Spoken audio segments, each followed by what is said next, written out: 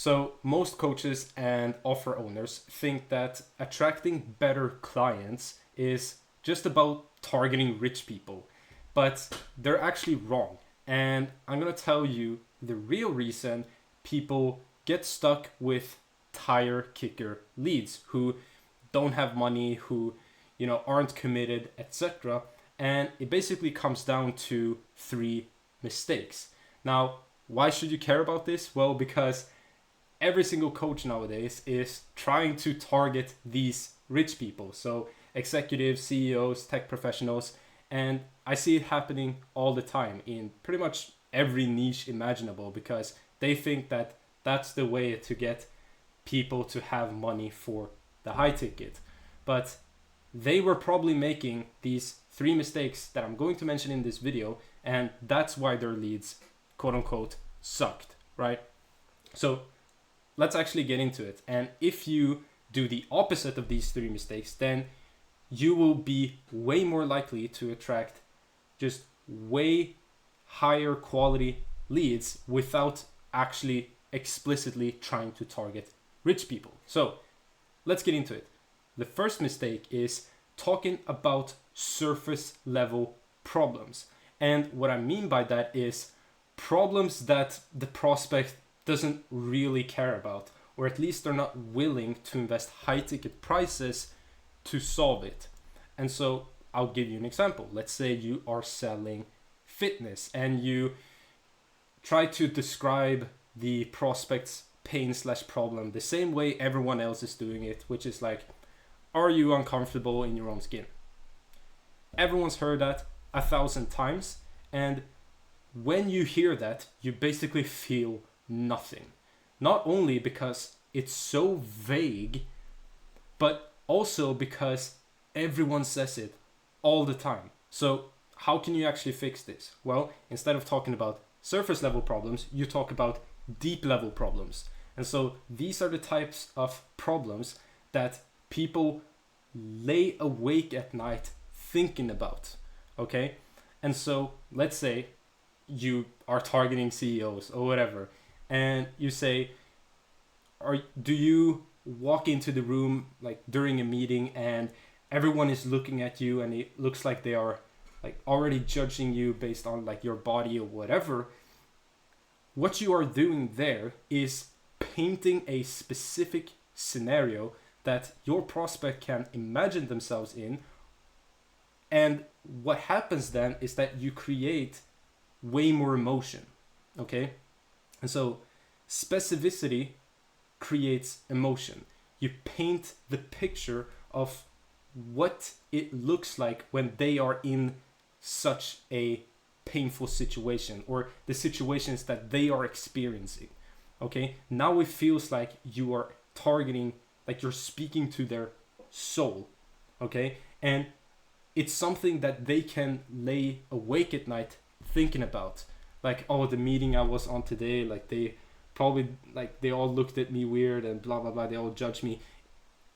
It's still uncomfortable in your own skin, technically, right? That person is uncomfortable in their own skin, but instead of just like saying it, like trying to describe the pain, you're describing how that pain actually manifests in their life, right? So big difference. I hope you see that. And so talk about how problems actually manifest in people's lives and make sure that they are actually painful problems. The second mistake is lack of congruency. So let's say you make content, you do content marketing, etc., but the content that you post doesn't actually align with what you offer. And so let's say you are selling email marketing or something. That's like your service, right? But in your content, you're talking about like ads or whatever. And so you're attracting people who are interested in ads, but you sell email marketing. And so that's not congruent, which means that the people that you will attract are either just not interested in email marketing, or at least are not willing to pay as much for it because it's not a problem or pain that you have actually talked about in your content. So Hopefully that makes sense. And sometimes people take this to like sort of an extreme level, because I mean, email marketing and ads, it's still like marketing, right? But some people, they sell like business coaching, and then they talk about like relationships in their content. And so you have to be congruent with the story that you're telling people in your content about who you are, right? Hopefully that makes sense. Now, the third mistake is basically just talking to the wrong audience. And this often happens when people fall into this viral content trap, okay? Where they're chasing likes, views, etc., instead of targeting the right people and having a bigger impact. So they're attracting like spectators and not actually buyers. An example of this would be like 5 steps to success. Like, that's content not specifically for anyone. It's for like everyone, okay? And so you'll just attract people who have nothing to do or just not interested in what you offer, because it's, again, it goes back to sort of the first point of just being vague. And that's what happens when, or that is why content sort of goes viral. It's broad, it's for everyone, but you're not attracting the right people. And so speak to the buyer that you want, even if it means fewer like views. And I'll give you a bonus point. Just get people to buy from you before they invest in your high ticket. And so having some sort of low ticket or entry offer that gets the person to spend money with you, even if it's just $1, before you offer them the high ticket. And so ask them to go on a date first before asking them to marry you.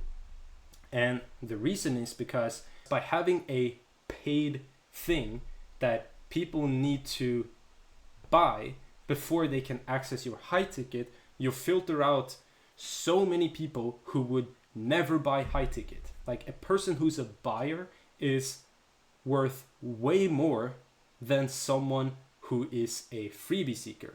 Like, one buyer, even if it's just $1, they're probably worth more than 100 freebie seekers who just signed up for your lead magnet. And why is that? Because a buyer is someone who is actually willing to invest in themselves to solve their problem, okay? It's not so much about how much money they spend, it's the behavior of spending money, okay?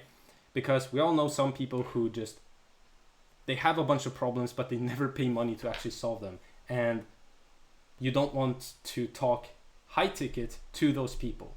And so save that for the people who have already spent money with you, where if they like your product, the relationship is deeper, they'll might even reach out to you to ask about your high ticket because they want to buy, they like the first product, etc.